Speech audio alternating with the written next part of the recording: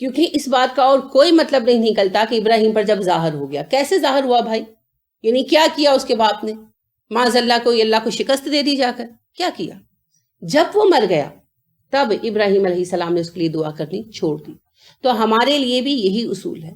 اگر ہمارا کوئی عزیز مشرک ہے، اللہ نہ کرے کافر ہے، منافق ہے، اب منافق والی بات تھوڑی، میں نے کہا نا ہمیشہ دل میں ایک بات رہتی ہے کہ کہیں میں غلطی پر نہ ہوں، تو یہاں پر ہم بات صرف کافر اور مشرک تک رکھیں گے. جو کافر اور مشرک ہے کیونکہ وہ تو ظاہر ہے نا، تو اس کے لیے ہم تب تک ہر بھلائی کریں گے، اور سب سے بڑی بھلائی ہے دعا. آپ کسی کو جو سب سے بہترین چیز دے سکتے ہیں دیٹ از دعا. تو وہ دعا جو بہترین تحفہ ہے، جو بہترین بھلائی ہے، وہ بھی ہم کریں گے، اور تڑپ تڑپ کر کریں گے، کیونکہ اس سے زیادہ اس کی کسی کو ضرورت نہیں. آپ کس کی فکر کرتے ہیں؟ اس کی جسے زکام ہوا ہو یا اس کی جسے کینسر ہوا ہو؟ جسے کینسر ہوا ہو. تو جو شرک میں ملوث ہے اسے تو کینسر ہوا ہوا ہے، اس وجہ سے اس کے پیچھے پڑیں گے. تو اس کے لیے تو زندگی میں تو جتنی دعا کر سکے کریں، دوسروں سے بھی کروائیں، اور عین ممکن ہے کہ دعا واپس لے آئے. ٹھیک ہے؟ تو نیاز فتح پوری صاحب جو ہے نا، عالم کے بیٹے تھے، والد ان کے اسلامی اسکالر تھے، سائنس پڑھی. اب ویسے سائنس تو کسی کو مرتد نہیں کرتی، پتہ نہیں انہوں نے سائنس کو کس اسپیکٹ میں لیا، کس میں نہیں لیا. دہریے ہو گئے، اعلانیہ علل اعلان. والد بیچارے بڑے روتے تھے، بہت تڑپتے تھے. تو یہ 30s کی بات ہے. اب ظاہری بات ہے، آپ کو پتہ ہے اس زمانے میں بحری جہاز جاتے تھے حج وغیرہ کے لیے. تو بوڑھے ہو گئے ان کے والد، تو انہوں نے پھر جو ہے نا فیصلہ کیا اس کے لیے، حج کے لیے جانے کا. تو نیاز فتح پوری کے چچا تھے، یعنی انکل تھے، اور ان کے دوسرے دوست تھے عبد الماجد دریا آبادی. عبد الماجد صاحب کے والد تھے. ٹھیک ہے؟ یہ دونوں دوست اکٹھے پڑھے، دونوں عالم دین گھرانوں سے تھے، اور دونوں نے ہی دہریہ بننا پسند کیا اپنے لیے خود، کہ کوئی دین نہیں ہے، کوئی رب بھی نہیں ہے، دین بھی نہیں. تو نیاز فتح پوری تو اسی پر قائم رہے بدقسمتی سے. لیکن عبد الماجد دریا آبادی پلٹ گئے اور دوبارہ انہیں اسلام نصیب ہوا. تو بہرحال وہ ان کے والد جو ہیں وہ حج پر گئے، تو وہ بہت دعا مانگتے تھے. انہیں بس باقی سارے بچوں کو سیٹ کر دیا، شادیاں وادیاں کر دی، ان کے لیے بہت فکر مند رہتے تھے، عبد الماجد صاحب کے لیے. تو پھر یہ تشریف لے گئے حج پر ان کے والد. تو وہاں جو ان کے ساتھی ہیں وہ کہتے ہیں بس وہ ایک ہی ان کی دعا تھی کہ بس اللہ جی میرا بیٹا، اللہ جی میرا بیٹا، اللہ جی میرا بیٹا. تو کہتے ہیں وہ غلاف کعبہ، ہمیں کعبے کے قریب جانے کا موقع ملا تو کعبے کے غلاف سے لپٹ کر بھی بس وہ ایک ہی دعا کرتے رہے کہ میرے بیٹے کو جہنم سے بچا لے. تو پھر وہ وہیں پر فوت ہو گئے. آپ کو پتہ ہے اس زمانے میں سال سال رہتے تھے لوگ، تو بیمار تھے تو وہیں پر فوت ہو گئے، وہیں پر دفن ہو گئے. تو بہرحال باقی لوگ واپس آ گئے. تو اللہ کا کرنا یہ ہوا کہ 2 سال بعد جو ہے عبد الماجد دریا آبادی صاحب جو ہے ان کا ذہن بدلا، اور انہوں نے پھر اسلام قبول کیا، باقاعدہ اسلام قبول کیا. اور پھر انہوں نے تفسیر بھی لکھنی شروع کی جو مکمل نہیں ہو سکی، 16 پاروں تک لکھی. اس کا خاص موضوع جو ہے نا وہ سائنس اور اسلام کا جو ہے موضوعات ہیں. جن شکوک کو لے کر وہ خود اسلام سے انکاری ہو گئے تھے، انہی کے پھر انہوں نے کلیریفیکیشن دینی شروع کی. تو دیکھیں ایک زندہ بندہ جو دین سے ہٹ بھی جائے یا شرک میں ملوث بھی ہو جائے، اسے دعا ایسے فائدہ دیتی ہے. تو اس کے لیے دعا کریں، اور نہ صرف اپنوں کے لیے، تمام مشرکین کے لیے دعا کریں. ان کا حق ہے ہم پر، اور حقوق میں ایک حق یہ بھی ہے کہ ہم ان کے لیے دعا کریں اور دل سے دعا کریں. اب اللہ کے فضل سے دعا قبول ہو گئی اور وہ بندہ مومن ہو گیا تو پھر تو ہمارا بھائی ہے. اور اگر اللہ نہ کرے وہ مر گیا شرک پر، تو پھر ثابت ہو گیا کہ وہ اللہ کا دشمن ہے. پھر اب اس کے لیے ہم دعا نہیں کریں گے اور نہ ہی کچھ اور کریں گے. ہمارا اس کا ہر رابطہ کٹ گیا، جیسے ایک باغی کے ساتھ ہمارا ہر رابطہ کٹ جاتا ہے، ایک ٹیررسٹ کے ساتھ ہر رابطہ کٹ جاتا ہے. اگر کوئی ٹیررسٹ ثابت ہو جائے تو اس کے گھر والوں کا بھی لوگ فون نہیں اٹینڈ کریں گے، رشتہ دار ہے نا، کہ بھئی ہم پر کوئی یہ نہ انگلی اٹھائے کہ یہ ٹیررسٹ کے گھر والے سے ملتے ہیں. تو ہمیں یہ باتیں سمجھنی. اب اللہ رب کریم فرماتے ہیں جب ابراہیم کو پتہ چل گیا، کنفرم ہو گیا کہ وہ اللہ کا دشمن ہے، یعنی اس کا باپ مر گیا، تو ابراہیم علیہ السلام نے دعا کرنا موقوف کر دیا، وقف نہیں کر دیا، موقوف کر دیا، اور ساتھ ہی بتا دیا ان ابراہیم لأواہ حلیم، ابراہیم بہت ہی آہوزاری کرنے والے اور معتدل مزاج انسان تھے۔ دو صفتیں بیان کی، دعا کرتے کیوں تھے؟ کیونکہ وہ اللہ سے بہت گڑ گڑانے والے تھے۔ اچھا آپ نے پڑھا ہے نا ابراہیم علیہ السلام کا، جب حضرت لوط علیہ السلام کی قوم پر عذاب لانے کے لیے فرشتے آئے تو ابراہیم نے کیا کہا؟ تھوڑا رک جاؤ، میں اللہ سے بات کرتا ہوں، کہا نا میں اللہ سے دعا کرتا ہوں۔ فرشتوں نے کہا ابراہیم اس کی کوئی ضرورت نہیں ہے، فیصلہ ہو چکا۔ ایسے ہی ہے نا کہ جس پوری قوم میں ایک بندہ بھی ایمان نہیں لایا، ابراہیم علیہ السلام تو اس کے لیے بھی تڑپ رہے تھے، یہ ان کی فطری نرمی تھی۔ جیسے رسول اکرم صلی اللہ علیہ وسلم فطرتاً نرم تھے نا، تو اللہ نے کہا کہ 70 مرتبہ بھی اگر آپ دعا کریں گے تو تب بھی استغفار قبول نہیں ہوگی منافق کے معاملے میں۔ پھر بھی آپ صلی اللہ علیہ وسلم عبداللہ بن ابی کی نماز پڑھنے چلے گئے تھے، حالانکہ خود آپ بخوبی جانتے تھے کہ یہ عرب محاورہ ہے، اس کا مطلب ہے کہ جتنی بھی دعا کر لو، مگر پھر بھی آپ صلی اللہ علیہ وسلم نے راستہ نکالا۔ آپ نے کہا کوئی بات نہیں، میں 71 دفعہ دعا کروں گا کہ شاید حالانکہ آپ سے زیادہ اللہ کے احکامات کو جاننے والا کوئی نہیں تھا۔ یہ آپ کی دلی نرمی تھی، آپ بہت ہی نرم مزاج انسان تھے۔ تو یہی صفت جو ہے ابراہیم علیہ السلام میں بھی تھی، اس لیے دعا کرتے رہے۔ دوسری بات حلم، اعتدال۔ ایک طرف اعتدال کا عالم یہ تھا کہ جس باپ نے دشمنی میں انتہا کر دی اس پر غضبناک نہیں ہوئے، اور دوسری طرف اعتدال کی انتہا یہ تھی کہ وہی باپ جب مر گیا شرک پر تو ایک لمحہ لگائے بغیر اللہ کو قبول کیا اور اس کو رد کر دیا۔ یہ ہے اعتدال۔ ہمیشہ صحیح چیز کو چنتا ہے انسان حالت اعتدال میں۔ جتنے بھی غلط فیصلے ہم کرتے ہیں نا، غصے میں، جذباتیت میں، یا پھر شدت میں، جذبے کی شدت میں کرتے ہیں، نفرت میں، کسی کی محبت میں، ہم کسی کو مال سے محروم کرتے ہیں، کسی ایک بچے کو زیادہ دیتے ہیں محبت میں، یا پھر ہم کسی کو قتل کرتے ہیں یا کسی کے خلاف بری باتیں پھیلاتے ہیں، بدنام کرتے ہیں نفرت میں۔ تو جذباتیت ہمیں پش کرتی ہے غلط کاموں کی طرف، اعتدال ہمیشہ سچ کہنے پر اور صحیح بات اختیار کرنے پر آمادہ کرتا ہے۔ جب ہم اعتدال سے ہٹتے ہیں ہمارا پیر غلط جگہ پہ پڑتا ہے۔ لہٰذا ابراہیم علیہ السلام کے بارے میں اللہ نے یہ صفت دو معنوں میں کہی۔ ایک، ان کی تکلیف نے انہیں باپ کی دشمنی پر آمادہ نہیں کیا، اور باپ کی محبت نے انہیں اللہ سے غداری پر آمادہ نہیں کیا۔ یہ حلم ہے۔ وما نہیں کانا ہے اللہ لیضل، کہ وہ بھٹکا دے قومن کسی گروہ کو، بعد اس کے اذ جب ہداہم اس نے ہدایت دی انہیں، حتیٰ یہاں تک کہ یبینہ وہ واضح کر دے لہم ان کے لیے، ما وہ جو یتقون اس سے بچیں۔ اللہ کا یہ اصول نہیں کہ کسی قوم کو گمراہ کر دے اس کے بغیر کہ اس نے انہیں ہدایت دی اور ان پر یہ واضح کر دیا کہ وہ کس کس بات سے بچیں۔ ان اللہ بکل شیء علیم، اللہ ہر بات پر خوب علم رکھنے والا ہے۔ اس میں دو باتیں۔ پہلی بات یہ ہے کہ جو بھی شرک پر مرا جانتے بوجھتے ہوئے اس نے یہ رستہ چنا، کیونکہ اللہ کہہ رہے ہیں میں کسی کو گمراہ نہیں کرتا بغیر علم کے، یعنی سب کو علم دے دیتا ہوں یہ کرنا ہے یہ نہیں کرنا۔ اب اس کے بعد جو بھی گمراہ ہوتا ہے وہ اپنی مرضی سے گمراہ ہوتا ہے۔ بات سمجھ میں آئی؟ آیت کا مفہوم واضح ہے۔ اللہ کہہ رہے ہیں اللہ کسی قوم کو گمراہ نہیں کرتا، پہلے اسے آگاہ کر دیتا ہے، اس پر واضح کر دیتا ہے کہ کس کس چیز سے بچیں۔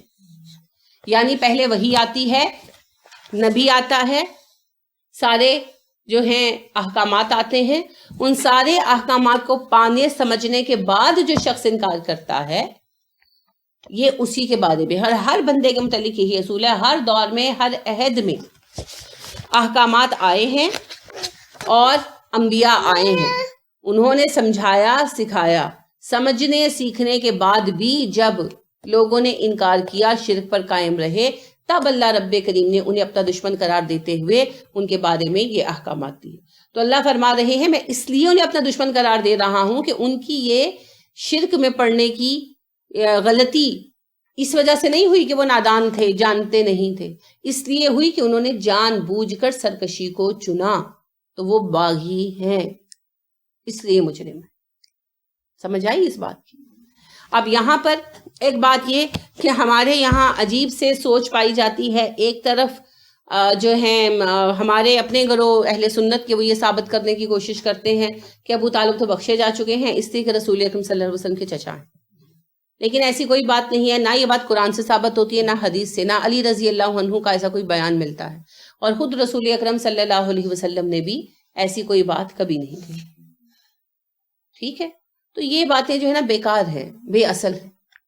رسول اکرم صلی اللہ علیہ وسلم کے ساتھ رشتہ انہی کا ہے جو آپ صلی اللہ علیہ وسلم پر ایمان لائے، ٹھیک، باقی سارے رشتے منقطع ہو جاتے ہیں دین کی بنا پر، تو اصل رشتہ تو پھر دین کا ہے، اور آپ صلی اللہ علیہ وسلم کے چچا ایمان نہیں لائے تو اس بات سے کوئی آپ کی شان میں کمی نہیں ہوتی، ابراہیم کا تو سگے باپ ایمان نہیں لایا،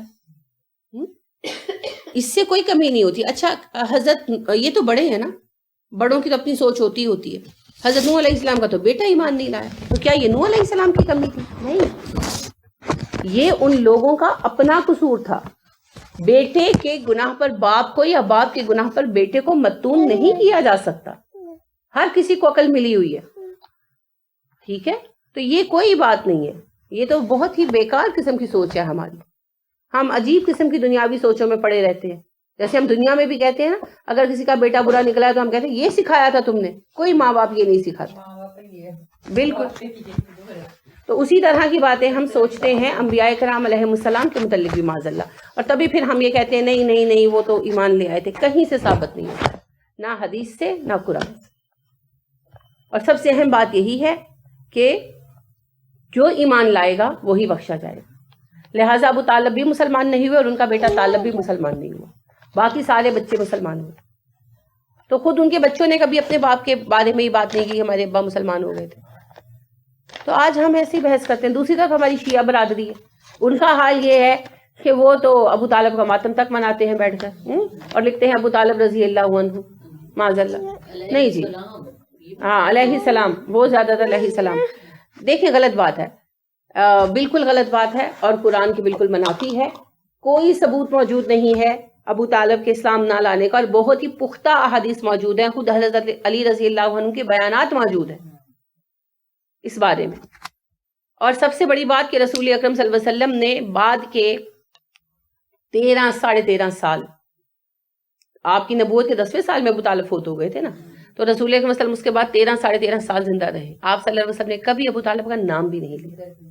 اگر وہ اسلام لاتے، بے شک آپ کے کان میں ہی کلمہ پڑھ دیتے، جیسا کہ جو اہل سنت ہمارے بہن بھائی ہیں وہ یہ بحث کرتے ہیں کہ جی وہ کان میں کلمہ پڑھ دیا تھا، کان میں بھی کلمہ پڑھ دیا ہوتا تو رسول اکرم صلی اللہ علیہ وسلم اس بات کو بیان کر دیتے، اور جتنے آپ کی عادت مبارکہ تھی کہ نیک کام جو آپ کے ساتھ اچھا چلتے تھے آپ صلی اللہ علیہ وسلم ان کی تعریفیں کرتے تھے، تو ابو طالب کے حسن سلوک کی بھی آپ ضرور تعریف کرتے اور ضرور کوئی نہ کوئی اچھی بات کہتے کہ ابو طالب نے یوں کیا یا ابو طالب نے یوں کیا، لیکن آپ صلی اللہ علیہ وسلم نے کبھی بھی کوئی بات نہیں کہی، تو آپ کا ابو طالب کا نام تک نہ لینا اس بات کی دلیل ہے کہ ابو طالب کبھی بھی اسلام نہیں لے، حالانکہ اس کی بھی ہمیں ضرورت نہیں پڑتی کیونکہ صحیح حدیث سے ثابت ہے کہ ابو طالب نے کہا میں اپنے باپ دادا کے دین پر ہوں، اور کفار مکہ کا دین کیا تھا؟ بت پوجنا، شرک، تو اس شرک پر مرے، تو لہٰذا ان کے لیے مغفرت کی ہم کوئی دعا نہیں کر سکتے، ان کے لیے اجر یہی ہے کہ دنیا میں ان کے لیے ہم جب بھی بات کرتے ہیں اچھے انداز میں ذکر کرتے ہیں نا، کیونکہ انہوں نے نبی اکرم صلی اللہ علیہ وسلم کی کسی بھی وجہ سے صحیح خدمت کی، تو ہم ان کا ذکر اچھے انداز میں کر دیتے ہیں، بس یہی کر سکتے ہیں ہم ان کے لیے، اور کچھ نہیں کر سکتے۔ ٹھیک ہو گیا؟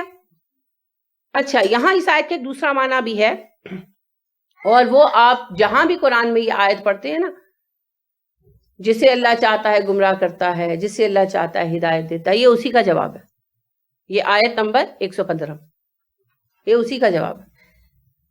اللہ کہتے ہیں میں کسی کو گمراہ نہیں کرتا، گمراہی میں نہیں چھوڑتا، until اور unless کہ میں اسے اچھا برا بتا نہ دوں، اور اچھا برا بتانے کے بعد اس کا دل چاہے تو اچھے کی طرف آئے، چاہے تو برے کی طرف آئے، یہ ہے آنسر۔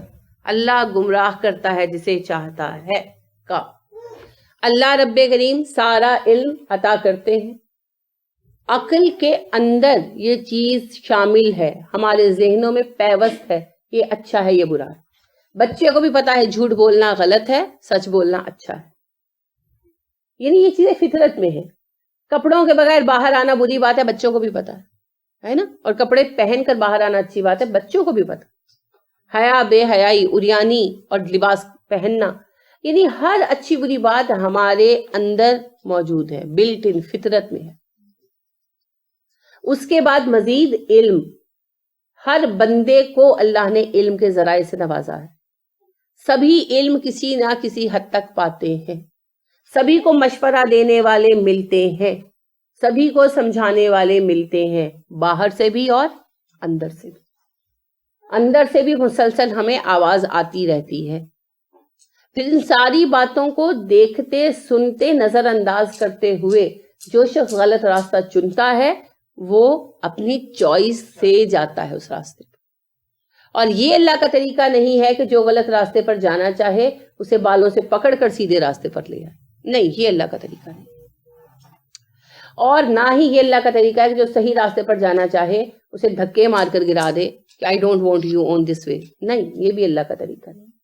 جو سارے علم کو جاننے کے بعد ہدایت چاہے گا اللہ اس کے لیے 1000 راستے پیدا کرے گا. اور جو علم کے بعد ہدایت کے لیے نہیں آئے گا اور اس سے کان بند کر لے گا اللہ اسے اس کے حال پہ چھوڑ دے گا. خود کفار مکہ اس کی مثال ہیں، ابو طالب بھی اس کی ایک مثال ہے. مجھے بتائیے رسول اکرم صلی اللہ علیہ وسلم کی تعلیمات سے، آپ کے کردار سے، آپ کے علم اور عمل سے کیا ابو طالب سے بڑھ کر کوئی واقف ہو سکتا تھا؟ ابو طالب کے لیے تو بیٹے تھے، وہ گویا ان کی گود میں پلے تھے اور اپنے راز و نیاز کن سے شیئر کرتے تھے؟ ابو طالب سے، ابو بکر سے اور اماں خدیجہ رضی اللہ تعالیٰ عنہا سے. یہی 3 لوگ تھے نا. تو ابو طالب سے زیادہ نبی کریم صلی اللہ علیہ وسلم کی سوچ کو، پیغام کو، عمل کو، کردار کو کون جانتا تھا؟ لیکن پھر بھی ابو طالب نے اپنے لیے گمراہی چنی. یہ ان کی چوائس تھی، سلیکشن تھی. ٹھیک ہے. اور جنہوں نے ہدایت چنی جیسے مدینے والوں نے، آپ صلی اللہ علیہ وسلم کو جانتے بھی نہیں تھے.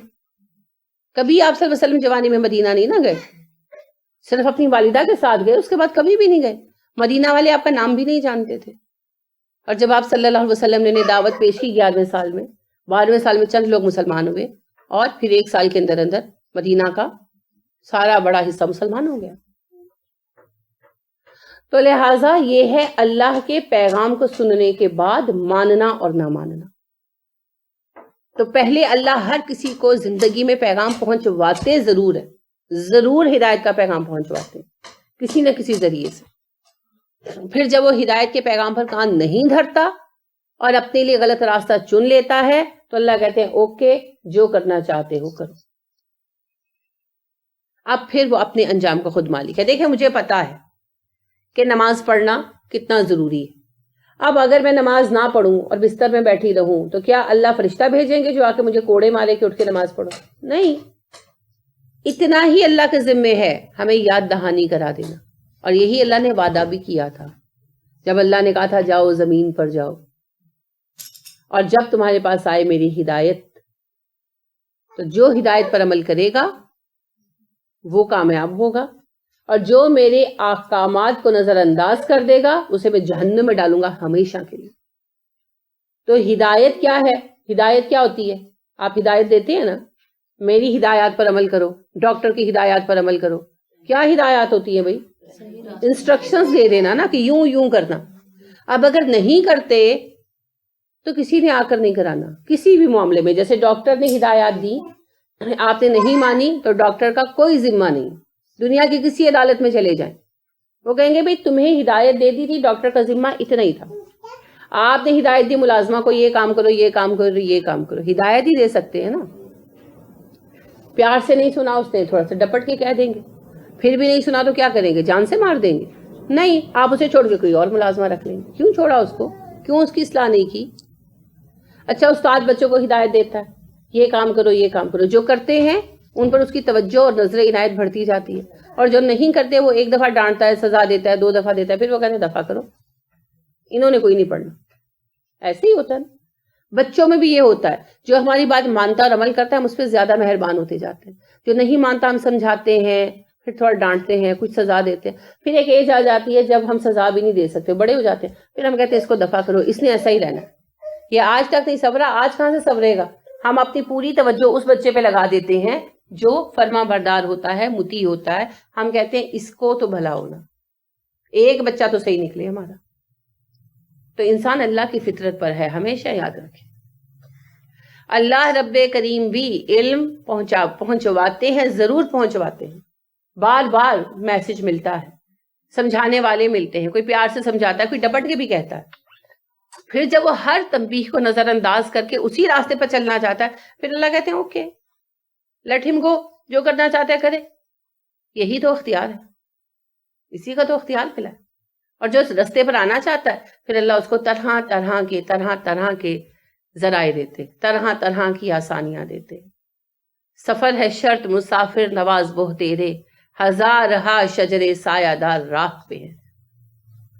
چلیں گے تو اللہ پھر ہزار ساتھی دیتے ہیں، ہزار آسانیاں دیتے ہیں، سب کو دیتے ہیں، اور پھر انسان منزل پر پہنچ جاتا ہے۔ بس بات یہ ہے کہ ہم رستہ اپنی مرضی سے چنتے ہیں تو صحیح چنیں، ٹھیک ہے؟ تو یہاں یہ اہم بات بھی سمجھ لیجئے کہ اللہ رب کریم کسی کو گمراہ نہیں کرتے، ہاں جو گمراہی کو چن لے اسے پھر چھوڑ دیتے، جو تم کرنا چاہتے ہو کر لو۔ ان اللہ، بے شک اللہ ہے، لہو اسی کے لیے ہے، ملک السماوات والارض، زمین و آسمان کی بادشاہت، زمین و آسمان کی سبھی حاکمیت اللہ کے لیے۔ تو اللہ ہی قوانین بنا سکتا ہے، اس کی بنائی ہوئی یہ قانون سازی ہے، اس پر اعتراض کرنے کا بھی ہمیں حق نہیں ہے۔ یحیی و یمیت، وہ زندہ کرتا ہے، وہ موت دیتا ہے۔ وَمَا لَكُمْ، نہیں تمہارے لیے، من دون اللہ، اللہ کے سوا، من ولی ولا نصیر، نہ کوئی مددگار نہ کوئی سرپرست۔ جس سارے سباق میں اللہ نے یہ بات کہی ہے، تم اللہ کو چھوڑ کر دوسروں سے وفاداریاں لگانے سے پہلے یہ سوچ لینا کہ کائنات میری ملکیت ہے اور میرے سوا تمہارا نہ کوئی ولی ہے نہ مددگار ہے۔ اگر چاہتے ہو کہ پوری کائنات تمہارا ساتھ دے، چاہتے ہو کہ میری طرف سے تمہیں نصرت اور حمایت اور ولایت ملے، تو پھر وفاداری نبھاؤ۔ اور وفاداری نبھانے میں اصول کیا ہے؟ دوست کا دوست دوست ہے، دوست کا دشمن دشمن۔ جیسے عمر فاروق رضی اللہ عنہ جو تھے، ابو سفیان سے بہت غصہ تھے، سبھی مسلمان تھے، تو جس وقت مکہ فتح ہوا اس سے پہلے رات تھی نا، صبح حملہ ہوا، تو یعنی عباس رضی اللہ عنہ نے ابو سفیان کو لا کر دکھایا، بڑی دوستی تھی دونوں میں، کہا دیکھو یہ لشکر ہے۔ تو کہنے لگے ابو سفیان کہ عباس تمہارے بھتیجے کی تو بڑی قوت ہو گئی، بڑی شوکت ہو گئی۔ تو عباس کہنے لگے ابھی بھی وقت ہے، ابھی بھی باز آ جاؤ، میں تمہیں لے چلتا ہوں محمد صلی اللہ علیہ وسلم کے پاس، ابھی بھی ایمان لے آؤ۔ اب ابو سفیان کے پاس چارہ بھی کوئی نہیں تھا، تو ابو سفیان پہلے بھی دل سے مانتے تھے۔ آپ کو پتا ہے ابو سفیان کا رویہ اور تھا، ابو جہل والا رویہ نہیں تھا، مگر قوم کی غیرت وغیرہ نام نہاد باتیں تو ان سے ڈرتے تھے۔ تو عباس جو ہے ان کو خچر پر سوار کیا اور لے کر چلے، تو راستے میں عمر ملے، تو عمر جو ہے انہوں نے چاہا کہ پکڑیں اور قتل کر دیں، تو لہٰذا پکڑنا چاہا، مگر عباس نے خچر کو بھگا دیا، آرام سے چل رہا تھا تو بھگا دیا۔ عمر پیچھے بھاگے اور آگے پیچھے یہ لوگ نبی اکرم صلی اللہ علیہ وسلم کے خیمے میں پہنچے، تو عمر نے کہا کہ اللہ کے نبی صلی اللہ علیہ وسلم مجھے اجازت دے، میں اس کافر کی گردن کاٹ دوں۔ اب ان کا غصہ جائز تھا نا، جتنی جنگیں پیش آئیں، لیڈر کون تھے؟ ابو سفیان، مسائل کا سبب کون بن رہے تھے؟ ابو سفیان۔ تو ان کا مجھے اجازت ہے اس کافر کی گردن کاٹ دوں۔ آپ صلی اللہ علیہ وسلم چپ رہے، کچھ بھی نہیں کہا۔ تو عباس نے کہا کہ اللہ کے نبی صلی اللہ علیہ وسلم میں آپ سے ان کے لیے سفارش کرتا ہوں۔ آپ نے دونوں کی بات کا کوئی جواب نہیں دیا۔ آپ نے کہا کیوں ابو سفیان کیا کہتے؟ تو ابو سفیان نے کہا جی میں ایمان لاتا، تو ایمان لے آئے۔ آپ صلی اللہ علیہ وسلم نے کہا اچھا، آپ کو پتا تھا کہ سردار ہیں، شوکت پسند ہیں، تو آپ صلی اللہ علیہ وسلم نے کہا کہ جو کعبے میں پناہ لے گا تو اس کے لیے پناہ ہے، جو گھر کا دروازہ بند رکھے گا اس کے لیے پناہ ہے، جو آپ کے گھر میں آ جائے گا ابو سفیان اس کے لیے بھی پناہ ہے۔ اور ابو سفیان کو ہی مکہ کا نائب بھی مقرر کیا۔ تو عمر فاروق رضی اللہ عنہ پہلے بندے تھے جنہوں نے آگے بڑھ کر انہیں گلے لگا کر ایمان کی مبارکباد دی، حالانکہ 2-3 منٹ پہلے وہ تلوار نکال کر تقاضا کر رہے تھے کہ اجازت ہے میں اس کو قتل کر دوں۔ دشمنی لیوجہ اللہ، دوستی لیوجہ اللہ۔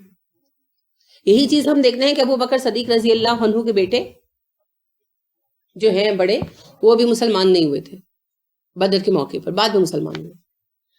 تو بدر میں شریک ہوئے کفار مکہ کے ساتھ، تو کہنے لگے بعد میں کبھی کہ ابا جی بدر کے روز 2 دفعہ میری تلوار کی زد میں آئے مگر میں نے آپ کو چھوڑ دیا۔ تو ابو بکر صدیق رضی اللہ عنہ کا چہرہ سرخ ہو گیا جذبے سے نا، کہنے لگے کہ خدا کی قسم اگر تو ایک دفعہ بھی میری زد میں آتا نا بیٹے میں تجھے نہ چھوڑتا۔ دیکھیے یہ کیا ہے، اللہ کے لیے دوستی، اللہ کے لیے دشمنی۔ آپ دیکھتے ہیں عبداللہ بن ابی سلول کے بیٹے عبداللہ آخر کہنے لگے اللہ کے نبی صلی اللہ علیہ وسلم اگر آپ میرے باپ کے قتل کا فیصلہ کریں تو مجھے حکم دیجیے گا، میں اس کا سر کاٹوں گا، ہے نا۔ اور جب اس نے یہ بکواس کی کہ عزت دار ذلیل کو مدینے سے نکال دے گا، تو جا کر مدینے کے دروازے پر کھڑے ہو گئے کہ اللہ کی قسم نبی صلی اللہ علیہ وسلم عزت دار ہے، تو ذلیل ہے، تجھے نکالوں گا۔ سگا باپ تھا نا۔ تو اس کے باوجود انہوں نے دوستی میں انتخاب کیا۔ تو لہٰذا منتخب کرنا ہوگا، اگر اللہ کی مدد چاہیے، اگر اللہ کی ولایت چاہیے۔ ولایت کیا ہے؟ اللہ ہمارا ذمہ دار بن جائے۔ ذمہ دار کون ہوتا ہے؟ جو ہمارے سارے معاملات سمیٹتا ہے۔ اگر ہم مصیبت میں پڑتے ہیں ہم کس کی طرف بھاگتے ہیں؟ ماں باپ کی طرف نا۔ بچے ماں باپ کی طرف آتے ہیں نا، جو بھی کوئی بھی غلط کام کر رہا ہے، کچھ بھی کر رہے ہیں، چھوٹے سے لے کر بڑے سے بڑے تک، تو کہاں آتے ہیں پناہ کے لیے؟ ماں باپ کے پاس۔ شادیوں کے بعد بھی اللہ رحم کرے کوئی مسئلہ آ جائے تو کس کے پاس دوڑتے؟ ماں باپ کے پاس۔ بیویاں کس کے پاس دوڑتی ہیں؟ شوہر کے پاس، ہے نا۔ کہ اب جو بھی ہے بے شک وہ 4 باتیں سنائے گا، ہو سکتا ہے ایک تھپڑ بھی لگا دے، مگر پھر مسئلہ وہی حل کرے گا، ہے نا ایسا۔ تو لہٰذا وہ ولی ہیں، وہ سرپرست ہیں ہمارے، جو چاہے ہو جائے۔ یہ قدرتی رشتے ہیں، وہ ہمارے لیے مددگار بھی ہیں اور ہماری سرپرستی بھی قبول کیے ہوئے دنیا کے اندر۔ تو ایک ایسا حقیقی آسرا بھی تو چاہیے کہ جب مصیبت ہو ہم اس کی طرف بھاگے، وہ ہمارا ذمہ قبول کرے۔ اچھا کبھی ایسا ہوا ہے کہ شوہر کہے میں اس کا ذمہ قبول نہیں کرتا؟ کبھی آپ نے دیکھا؟ یا ماں باپ کہیں ہم نے اس کا ذمہ قبول کرتے؟ الا یہ کہ وہ واقعی رشتے توڑ چکے ہوں یا میاں بیوی میں طلاق ہی ہونی ہو، تب ایسا ہو سکتا ہے، یعنی وہ کیس ہی ان کا چل رہا ہو، ورنہ ہر شوہر بیوی کی ذمہ داری قبول کرتا ہے جو بھی بات ہو جائے۔ اور کس کو علامے دیتی ہیں؟ اچھا ساسیں جب کوئی بات ہو جائے تو میاں کو دیتی ہیں نا، سرپرست ہوتا ہے، اور وہ قبول بھی کرتے ہیں۔ قبول کرنے بمانے کہ وہ سنتے ہیں، حمایت بھی کرتے ہیں، بے شک کمرے میں آ کر بعد میں لڑائی ہی کیوں نہ کرے، اس وقت ذمہ قبول کرتے ہیں۔ اسی طرح ماں باپ ساری زندگی جو ہے بچوں کی ذمہ داری قبول کرتے ہیں، حتیٰ کہ وہی بات ہے کہ داماد آ کر بیٹی کی شکایت کریں، بہویں آ کر بیٹے کی شکایت کریں، سب کچھ سنتے ہیں، حتیٰ کہ پوتے پوتیاں بھی آ کر، نواسے بھی آ کر شکایت کرتے ہیں، اماں نے یہ کیا، ابا نے یہ کیا۔ بے شک وہ بچوں والی شکایتیں ہوتی ہیں مگر وہ سنتے ہیں، وہ بھی سنتے ہیں، ان کو بھی کام ڈاؤن کرتے ہیں۔ بعد میں چاہے بیٹی کو پکڑ کے یا بیٹے کو پکڑ کے جوتے مارے، اس وقت یہ نہیں کہتے ہمارا کوئی ذمہ نہیں ہے، کرتے ہیں نا، سارا کچھ کرتے ہیں، پورا ذمہ قبول کرتے ہیں۔ تو یہ ہے ولایت۔ تو اللہ ہمارا ولی ہے، وہ ہمارا ذمہ قبول کرتا ہے۔ جب ہم خطا کرتے ہیں اور ہمارے خلاف رولا پڑتا ہے تو اللہ سنتے ہیں، اللہ کمپنسیٹ کرتے ہیں، اللہ اس وقت ہمیں ڈیفینڈ بھی کرتے ہیں۔ اگر ہم عادی مجرم نہیں ہیں، عادی مجرموں کو پھر اللہ ڈیفینڈ نہیں کرتے، جیسے عادی مجرموں کو ماں باپ بھی آگ کر دیتے ہیں نا، دفع کرو ہمارا کوئی واسطہ نہیں، کب تک اس کو ہم بھرے۔ تو وہ ایک ایسا بندہ جو اچھا ہے مگر اس سے غلطی ہوتی ہے، اللہ پھر اس کے ہر معاملے کو ہینڈل کرتے ہیں، جیسے والدین کور کرتے ہیں نا، رب کریم بھی کور کرتے ہیں، سنبھالتے ہیں، اس مسئلے سے نکالتے ہیں، سر پر ہاتھ رکھتے ہیں، مصیبت میں سہارا دیتے ہیں، ہمارے متعلق لوگوں کے گلے قبول کرتے ہیں، ہمیں عقل سکھاتے ہیں، سارا کچھ کرتے ہیں اللہ کریم، اور ماں باپ سے بڑھ کر کرتے ہیں، بہت زیادہ بڑھ کر کرتے ہیں، مگر تب تک جب تک وفاداری کا رشتہ ہے۔ اگر وفاداری نہیں تو پھر تعلق بھی نہیں، ٹھیک ہے۔